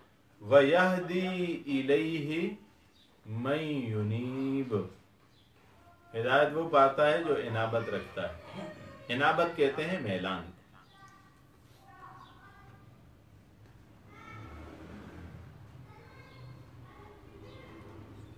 علامہ ثناء اللہ پانی پتی رحمۃ اللہ علیہ نے ایک واقعہ ذکر کیا ہے کہ ہندوستان میں مساجد و مدارس میں لوگ آتے تھے علم سیکھنے کے لیے۔ کسی دور کے مقام سے طالب علم آئے ہوئے تھے، وہ پڑھ رہے تھے، کسی مسجد میں رہتے تھے۔ اس مسجد کے محلے میں ایک ہندو کی دکان تھی۔ یہ اس ہندو دکاندار سے سودا سلم لیتے تھے، بڑے اخلاق سے اسے ملتے تھے۔ تو ایک دن ہوا یوں کہ ان کا خرچہ ختم ہو گیا، سبق باقی ہے، خرچہ ختم ہو گیا۔ تو انہوں نے جا کے دکاندار سے کہا کہ ہمارا کھاتا شاتا صاف کرو، تو ہم کل سے جا رہے ہیں۔ انہوں نے کہا کیوں جا رہے ہیں؟ انہوں نے کہا بس ویسے ہی جا رہے ہیں۔ کہ نہیں بتاؤ کیوں جا رہے ہیں؟ وہ سمجھ گیا، کیونکہ جب آدمی کے پاس پیسے تھوڑے ہو جائیں نا تو آخری دنوں میں دکاندار کو پتا ہوتا ہے کہ اس کے پیسے کم ہو گئے۔ پہلے 5 کلو چینی لیتا تھا، اب جب 2 کلو پہ یا 1 کلو پہ یا 1 پاؤ پہ آ گیا ہے تو مطلب اس کے پاس پیسے کم ہیں۔ کہتے ہیں محلے کے مولوی کو اور محلے کے دکاندار کو لوگوں کا حالتوں کا علم ہوتا ہے، وہ جانتے ہیں کیا ہو رہا ہے۔ خیر، اسے سمجھ آ گئی تھی، اس نے بڑے اصرار کے ساتھ اس سے پوچھا۔ طالب علم نے بتا دیا کہ بس ہمارا خرچہ ختم ہو گیا ہے تو ہم جا رہے ہیں، پھر خرچہ لے کے دوبارہ آئیں گے۔ تو اس دکاندار نے کہا کہ صاحب ایسا کرو کہ تم سبق نہ چھوڑو، تم مجھ سے سودا سلف لے لیا کرو، جب آخر میں جاؤ گے تو میں حساب تمہیں دے دوں گا، تم جب چلے جاؤ وہاں سے مجھے پیسے بھیج دینا، مجھے تم پہ اعتماد ہے۔ اس نے ساتھیوں سے مشورہ کیا، وہ بڑے خوش ہوئے کہ چلیں ٹھیک ہے، اتنے سفر سے بچ جائیں گے۔ سبق شروع رہا، یہ سودا سلف لیتے رہے اور سبق ختم ہوا۔ آخر میں یہ گئے اس کے پاس، دکاندار کے پاس، قصہ مختصر کہ ہمیں وہ حساب۔ اس نے کہا کون سا حساب؟ کہا کہ جو آپ ہمیں روزانہ سودا سلف دیتے۔ انہوں نے کہا میں نے تو لکھا نہیں ہے اپنے پاس، میں نے تمہیں دے دیا ہے بس۔ انہوں نے کہا نہیں ایسا کیسے ہو سکتا ہے، ہم کسی ہندو سے مسلمان ہو کے پھر طالب علم ہو کے کیسے لے سکتے ہیں؟ انہوں نے کہا بس جو کچھ بھی ہے میں نے لکھا ہی نہیں ہے، میرے پاس کوئی حساب نہیں۔ یہ کیا تھا؟ انابت، میلان تھا اس کا۔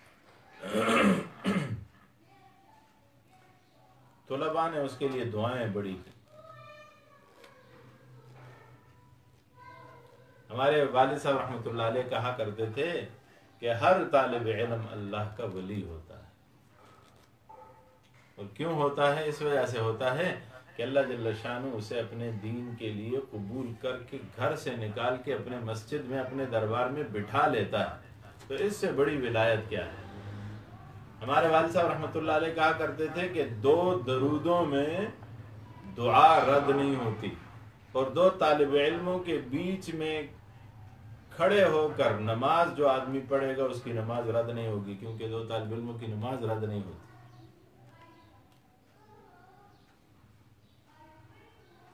خیر، تو یہ اللہ کے ولی تھے، انہوں نے اللہ کو پکارا کہ اللہ اس نے ہم پہ احسان کیا، مان بھی نہیں رہا۔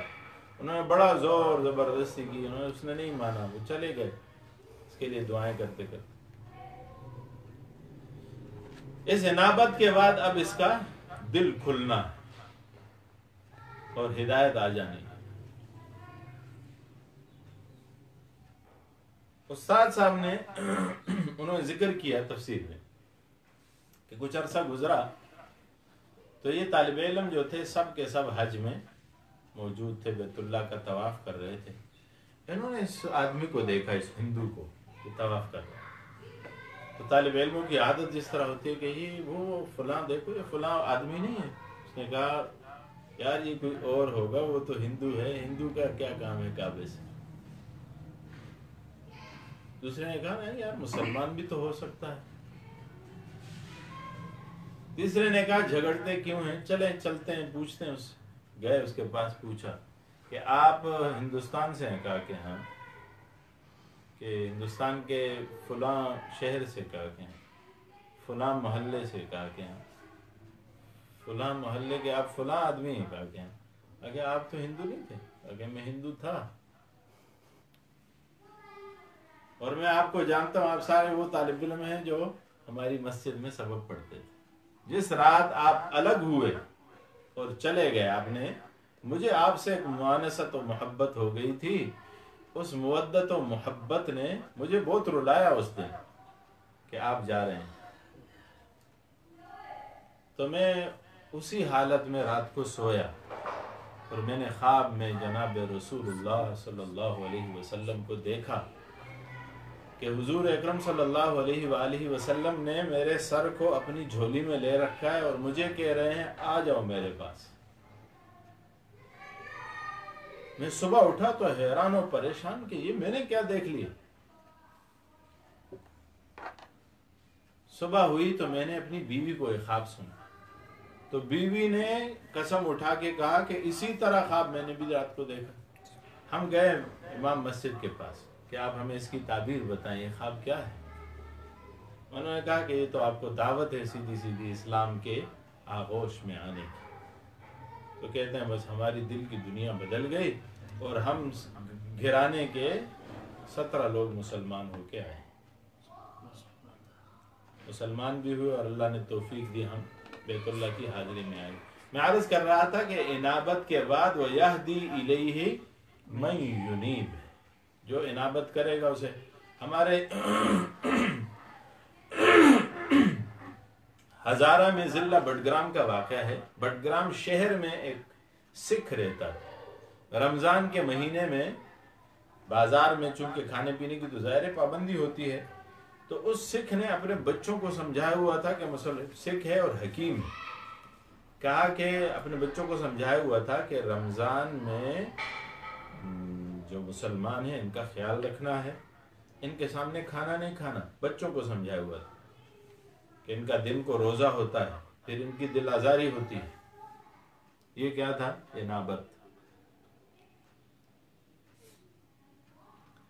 اس نے دیکھا اپنے بیٹے کو کہ وہ بازار میں رمضان کے وقت فروٹ کھا رہا ہے، کیلے کھا رہا ہے۔ یہ دکان سے نکلا اور بھاگ کے گیا اور بازار میں اسے پکڑا اور تھپڑ لگایا اور گھسیٹتا ہوا گھر لے گیا اور کیلا اور جو فروٹ اس کے پاس تھے پھینک دی۔ بہت غصہ ہوا یہ اب تھا انابت کی انتہا. کیوں ایسا کر رہا ہے؟ لوگوں نے کہا، مسلمانوں نے جو بازار میں، کوئی بات نہیں، کیا کر رہے ہو، چھوڑ دو، خیر ہے، بچہ ہی تو ہے، کھا لیا تو کیا ہوا. نے کہا نہیں، اس نے مسلمانوں کے اس عظیم فریضے کی توہین کی ہے.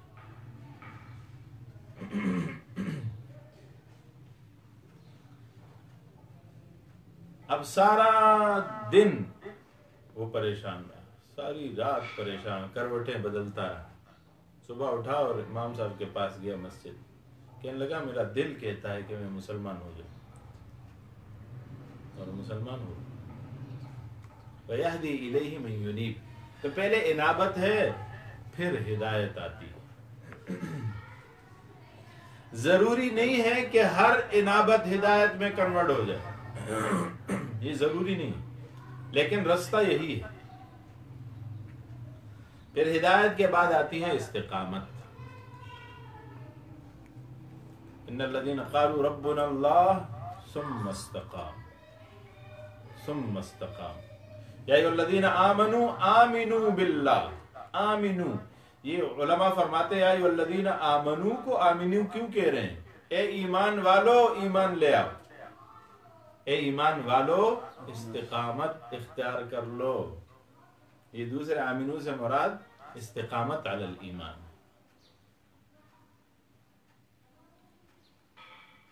اور تیسرا ہے ربط القلب. پھر استقامت جب اپنے انتہا کو پہنچتی ہے تو مسلمانوں کے دل ایک دوسرے کے ساتھ مربوط ہو جاتے ہیں. سورہ کہف میں اللہ جل شانہ فرماتے ہیں، دیکھیے اصحاب کہف کا واقعہ ذکر کرتے ہوئے،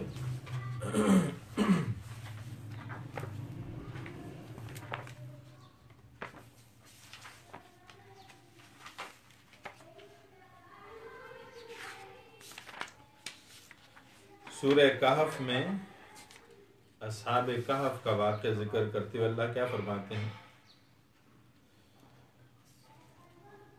ام حسبت ان اصحاب الکہف والرقیم کانوا من آیاتنا عجبا اذ اوى الفتیۃ الی الکہف. جوان تھے، فقالوا ربنا آتنا من لدنک رحمۃ وہیئ لنا من امرنا رشدا. آگے اللہ جل شانہ فرماتے ہیں، فرمایا نحن نقص علیک نبأہم بالحق. ہم حق کے ساتھ آپ کو ان کا قصہ سناتے ہیں. انہم فتیۃ آمنوا بربہم، یہ نوجوان تھے اپنے رب پہ ایمان لائے. وزدناہم ہدا، ہم نے ان کے ہدایت کو، سوچ کو بلند کیا، زیادہ کیا. آگے وربطنا علی قلوبہم، ہم نے ان کے دلوں کو مربوط کر دیا. اذ قاموا، جب وہ کھڑے ہوئے، طاقتور اور مضبوط اتنا کہ اب کوئی انہیں توڑ نہ سکے. ایک طرف ساری خدائی کھڑی ہے، ساری بادشاہی کھڑی ہے، دوسری طرف یہ چند نوجوان کھڑے. اذ قاموا فقالوا ربنا رب السماوات والارض لن ندعو من دونه الہا لقد قلنا اذا شططا. ہم ایمان لے آئے. اس ربط القلب کا یہاں ذکر. تو ہدایت کے 4 مراتب ہیں، انابت، پھر ہدایت، پھر استقامت، اور پھر ربط القلب. اسی طرح گمراہی کے بھی 4 مراتب. گمراہی کہاں سے شروع ہوتی ہے؟ شک سے. جب آدمی کہتا ہے نا کہ مجھے نعوذ باللہ اللہ پہ شک، رسول پہ شک، مجھے قرآن پہ شک ہے، مجھے تقدیر پہ شک ہے، مجھے دین پہ شک ہے. آج عالمی میڈیا جو ہے وہ انہی شکوک و شبہات کو پھیلا رہا ہے. گرچہ یہ آج کی بات نہیں ہے، زمانے ہو گئے اسلام کے خلاف لوگ کام کر رہے ہیں. ہم سورہ فاتحہ پڑھ رہے ہیں، اس سورہ فاتحہ کے متعلق دیگر مذاہب نے خواہ مخواہ کے 70,000 سوالات گڑے ہوئے ہیں کہ اس میں یہ غلط ہے اور اس میں یہ غلط ہے اور اس میں یہ غلط ہے اور اس میں یہ غلط ہے. کیوں؟ تاکہ لوگوں کو شک میں ڈال سکیں، شبہ میں ڈال سکیں. آج بھی لوگ قرآن کریم کی اسی طرح مخالفت کر رہے ہیں. نبی کریم صلی اللہ علیہ وسلم کے دور میں بھی شک و شبہ ڈالا گیا. لوگوں کو بتایا جاتا تھا کہ یہ اللہ کا کلام نہیں ہے، یہ حضور صلی اللہ علیہ وسلم ایک صحابی کو پکڑ کے ادھر غار میں بیٹھتے ہیں، دونوں آپس میں کوئی گفتگو کرتے ہیں، باتیں کرتے ہیں، آ کے لوگوں کو بتاتے ہیں کہ آسمان سے وحی آئی. پھر اس کا توڑ اللہ جل شانہ نے کیا، اور ایسا توڑ کیا کہ وہ خاموش ہو گئے، اور ایسے خاموش ہوئے کہ پھر بول نہیں سکتے تھے. اللہ نے فرمایا کہ اچھا تم اگر کہتے ہو کہ یہ گڑی ہوئی چیزیں ہیں تو تم لے آؤ قرآن کی طرح قرآن. تم 10 صورتیں لے آؤ، چھوڑو 10 صورتیں، ایک صورت لے آؤ. ان کنتم فی ریب، وہاں بھی شک کا ذکر ہے. اگر تم شک میں ہو مما نزلنا علی عبدنا، اس چیز کے بارے میں جو ہم نے اپنے بندے پہ نازل کیا، فأتوا بسورۃ من مثلی، تو اس کے مثل ایک صورت لے آؤ. تو پہلی چیز جس سے گمراہی کا آغاز ہوتا ہے وہ شک. اس سے لوگ جب آگے بڑھتے ہیں تو پھر وہ جدال کی شکل اختیار کر لیتے ہیں. ایک آدمی کو شک ہوتا ہے لیکن وہ اس غلط چیز کے لیے لڑتا نہیں ہے. گمراہی کا دوسرا درجہ کیا ہے؟ وہ لڑتا ہے، اپنی غلط بات کے لیے کھڑا ہو جاتا ہے. سامنے کوئی صحیح بات کرے تو اسے رگڑتا ہے، اس کے خلاف دلیلیں بناتا ہے، جھگڑتا ہے، کھڑا ہو جاتا ہے.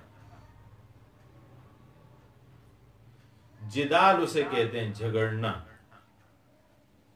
ایک تو آپ شک کر رہے ہیں، اوپر سے آپ ناحق کے لیے جھگڑ رہے ہیں. تو اب تیسرا درجہ کیا ہے پھر؟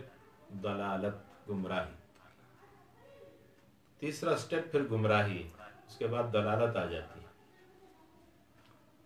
اور گمراہی کے بعد بھی جب اپنی گمراہی پہ کھڑا رہتا ہے، ایک وقت ایسا آ جاتا ہے کہ وہ ختم القلب کا شکار ہو جاتا ہے، اس کے دل پہ مہر لگ جاتی ہے. جیسے اللہ جل شانہ ذکر کر رہے ہیں، ختم اللہ علی قلوبہم، اللہ نے ان کے دلوں پر مہر لگا دی. وعلی سمعہم وعلی ابصارہم غشاوہ ولہم عذاب عظیم. تو اللہ جل شانہ ہمیں ہدایت نصیب فرمائے اور الہ العالمین ہمیں گمراہی سے محفوظ فرمائے. آج کا درس اسی پر ختم کریں گے کہ صراط مستقیم کا سبق ابھی باقی ہے. اس آیت کا ایک ٹکڑا یعنی اہدنا، اے اللہ ہمیں ہدایت عطا فرما.